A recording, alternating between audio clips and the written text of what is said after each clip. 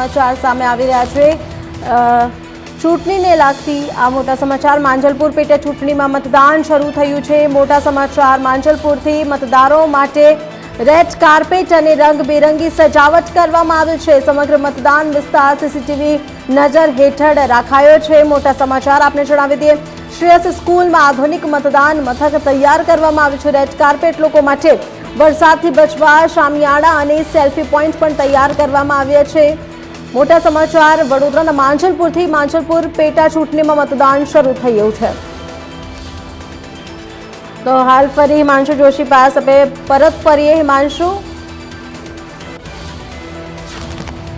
હિમાંશુ તમે જણાવી રહ્યા હતા કે સવારથી મતદાન મથકો પર મતદાન ચાલી રહ્યું છે, ઉત્સાહ પણ જોવા મળી રહ્યો છે લોકોમાં, ઘણી બધી માહિતી પણ આપી છે। હાલ જે રીતે શાંતિપૂર્ણ માહોલમાં મતદાન યોજાઈ રહ્યું છે, સવારથી લઈને અત્યાર સુધીમાં કયા પ્રકારના પ્રતિસાદ ત્યાંથી મળી રહ્યા છે? જી માંજલપુર વિધાનસભાની વાત કરવામાં આવે તો આજે વહેલી સવારથી જ મતદારોમાં ઉત્સાહ જોવા મળી રહ્યો છે। વડોદરા ગ્રુપ મહોત્સવથી લઈને યુવાનો મતદાનમાં લોકશાહીના પર્વમાં સહભાગી થઈ ગયા છે। વહેલી સવારે 7 વાગ્યાથી મતદાન મથકો પર ભીડ જોવા મળી હતી ને જે ઉંમરલાયક એટલે કે વૃદ્ધ જે મતદારો છે તેમને વહેલી સવારે જ મતદાન કરીને સારો સંદેશ સાંપડ્યો હતો। જે રીતે આપણે તસવીરોમાં પણ જોઈ શકીએ છીએ કે મતદાન મથકની બહાર એક સેલ્ફી પોઈન્ટ પણ મૂકવામાં આવે છે, જેનાથી મતદારોમાં અનેરો ઉત્સાહ જોવા મળી રહ્યો છે। જી હિમાંશુ, જે રીતે તમે જણાવી રહ્યા છો કે સારો પ્રતિસાદ મળી રહ્યા છે, હાલ આપણ મતદાન મથકોની વાત કરીએ તો કયા પ્રકારના પોલીસ બંદોબસ્ત કરવામાં આવ્યા છે, લોકો માટે કયા પ્રકારની સુવિધા ઊભી કરવામાં આવે છે મતદાન મથકો પર? જી ટોટલ વડોદરાના જે માંજલપુર વિધાનસભાની વાત કરવામાં આવે તો ટોટલ 260 બૂથો પર મતદાન મથક યોજાઈ રહ્યા છે। ચૂંટણી પંચ દ્વારા 1200 જેટલા મતદારો મથક એક મતદાન મથક પર 1200 જેટલા મતદારોની ફાળવણી કરવામાં આવી છે। તે રીતે લોકો સુચારુ રીતે તેમનું મતદાન કરી શકે અને તેમને કોઈ અગવડતા ના પડે। આ ઉપરાંત વડોદરાની અંદર હવામાન વિભાગની આગાહીના મુજબ જે મતદાન મથકો છે તેની બહાર વોટરપ્રૂફ ટેન્ટની સુવિધા કરવામાં આવી છે।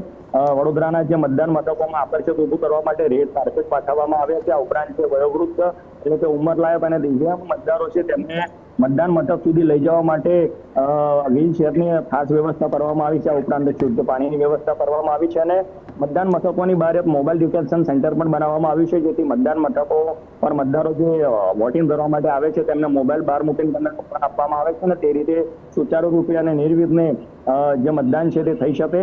આ ઉપરાંત વડોદરાની અંદર જો વાત કરવામાં આવે તો મતદાન કર્યા બાદ ત્યાં આકર્ષક સેલ્ફી પોઈન્ટ મૂકવામાં આવે છે, જેની અંદર અમે લોકો લોકશાહીના પર્વમાં ભાગીદાર થયા છે, તમે પણ ભાગીદાર થાવ તેવા સુંદર લખાણો સાથે જે આકર્ષક સેલ્ફી પોઈન્ટ મૂકવામાં આવે છે તે પણ મતદારોમાં એક ઉત્સાહજનક વાતાવરણ ઊભું કર્યું।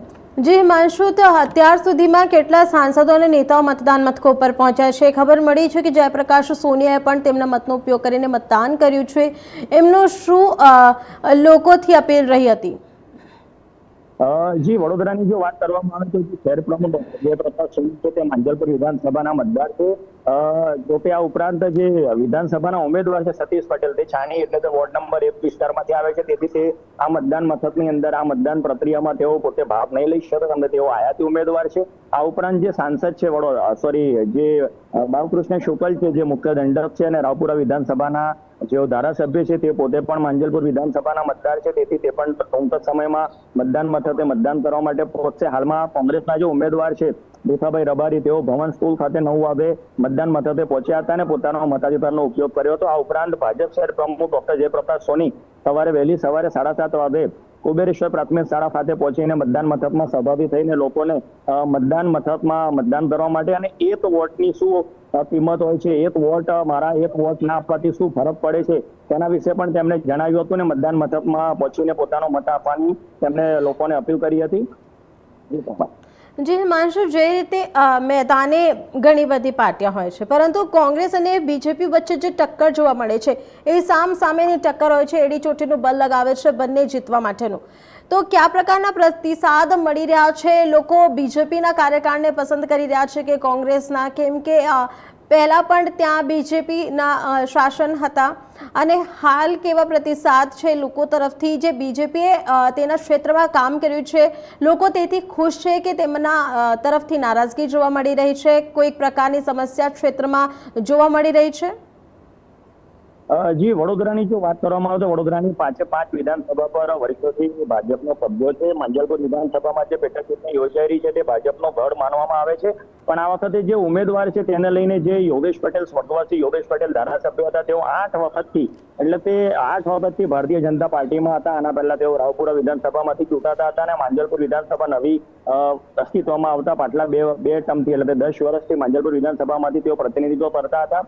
તેઓ પટેલ સમુદાયમાંથી આવતા હતા અને માંજલપુર વિધાનસભામાં પટેલ મતદારોનું વર્ચસ્વ સૌથી વધારે છે. તેથી ભારતીય જનતા પાર્ટી આ વખતે પણ પટેલ ઉમેદવાર સતીશ પટેલને મેદાને ઉતાર્યા છે. પણ આપણે ત્યાં સતીશ પટેલને જે છે તે વિધાનસભા માંજલપુર વિધાનસભાના મતદાર નથી. તેઓ પોતે છાણી વિધાનસભામાંથી એટલે તે જે છાણી વિસ્તાર છે વોર્ડ નંબર 1 નો ત્યાંથી પોતે આવી રહ્યા છે. તેથી ત્યાં શરૂઆતમાં જયારે તેમનું નામ આની અંદર પ્રસિદ્ધ કરવામાં આવ્યું હતું ત્યારે પાર્ટીની અંદર જ ત્યાં ભણભણાટ શરૂ થયો હતો કે આયાતી ઉમેદવાર છે, આયાતી ઉમેદવાર નહીં અને સ્થાનિક ઉમેદવારને ટિકિટ આપવામાં આવે. પણ ભારતીય જનતા પાર્ટી એ શીશને વળેલી પાર્ટી છે, તેથી તેનો વિરોધ કોઈ સ્પષ્ટપણે રૂપે બહાર સામે આવ્યો નતો. એની સામે જો કોંગ્રેસની વાત કરવામાં આવે તો કોંગ્રેસના જે ભીખાભાઈ રબારી છે તે પૂર્વ કેબિનેટ મંત્રી રહી ચૂકેલા છે, ઉદ્યોગ મંત્રી રહી ચૂકેલા છે. કોંગ્રેસની સરકારમાં તેઓ મંત્રી પદ પણ ભોગવી ચૂકેલા છે ને પોતે પૂર્વ ધારાસભ્ય પણ રહી ચૂકેલા છે. તેથી તેમને ધારાસભ્ય પદનો પણ સારો એવો અનુભવ છે ને તેઓ પોતે માંજલપુરના સ્થાનિક ઉમેદવાર છે.